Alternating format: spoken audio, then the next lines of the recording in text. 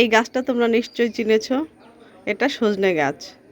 সজনে ডাঁটা আমরা সবাই খেয়েছি, এটা খুব সুস্বাদু এবং উপকারী। কিন্তু সজনে পাতা কি কেউ খেয়েছো?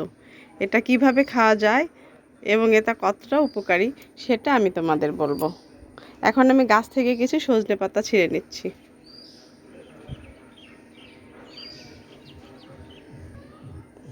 কয়েকটা ডাঁটা আমি গাছ থেকে তুলে নিলাম।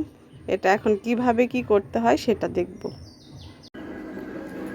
গাছ থেকে যে পাতাগুলো আমি এনেছিলাম সেই পাতাগুলো ছাড়িয়ে নিয়েছি। এখন এর মধ্যে দিয়ে দেব চালের গুঁড়ো। আমার গুঁড়ো চালটা নেই, চালটা আমি ব্লেন্ড করে রেখেছি, সেটাই আমি দিয়ে দেবো। তোমরা চালের গুঁড়োটাই দিও।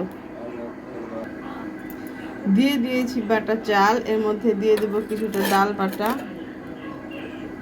তারপর একে একে দিয়ে দিচ্ছি মশলাগুলো। স্বাদ মতো লবণ,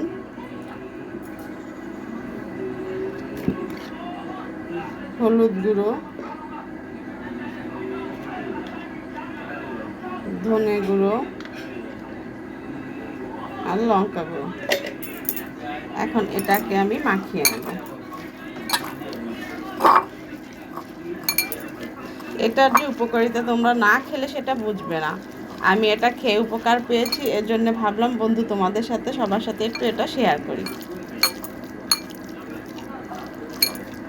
তোমরা একদিন দুদিন খেলে এর উপকারিতা বুঝবে না, যদি তোমরা এটাকে পরপর 7 দিন খেয়ে দেখো তাহলে বুঝতে পারবে। এটা ক্যালসিয়ামের খুব উপকার করে।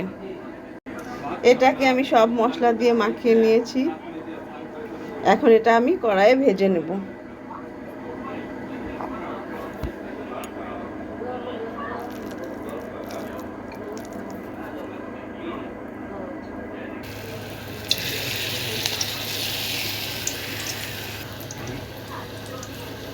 এখন সাদা তেলে এটা ভেজে নিচ্ছি, ভেজে তুলে নেব।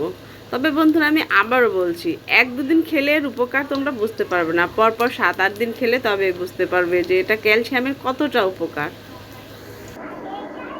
এটা আমি ভেজে তুলে দিয়েছি। এটা খেতে খুবই সুস্বাদু। রেসিপিটা কেমন লাগলো জানাবে।